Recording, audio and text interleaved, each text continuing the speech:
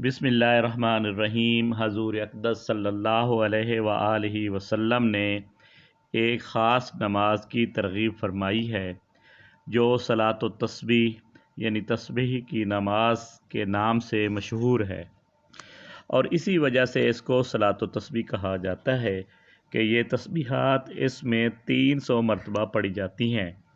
हजूर सल्लल्लाहु अलैहि वसल्लम ने बहुत ही एहतमाम और तरग़ीबों के साथ इस नमाज को तालीम फरमाया।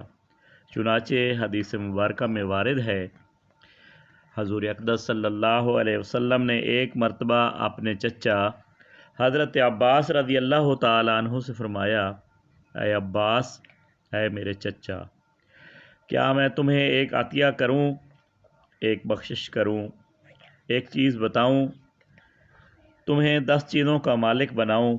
जब तुम इस काम को करोगे तो हक़ तआला शानहू तुम्हारे सब गुनाह, पहले और पिछले, पुराने और नए, गलती से किए हुए और जानबूझकर किए हुए, छोटे और बड़े, छुप कर किए हुए और खुल्हम खुला किए हुए, सभी मुआफ़ फरमा देंगे।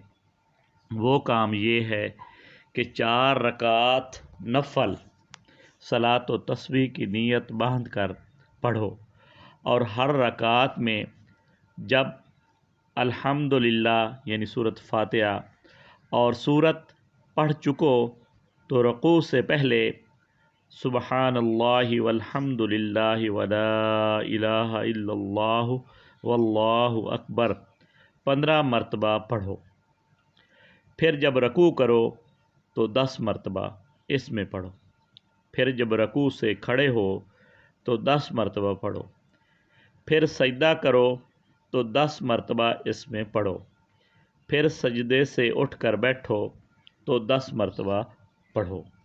फिर जब दूसरे सजदा में जाओ तो 10 मरतबा इसमें पढ़ो।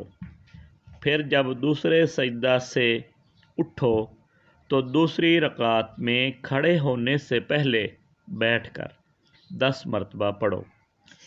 इन सब की मीज़ान 75 हुई। इसी तरह हर रकात में 75 दफ़ा होगा। अगर मुमकिन हो सके तो रोज़ाना 1 मरतबा इस नमाज को पढ़ लिया करो।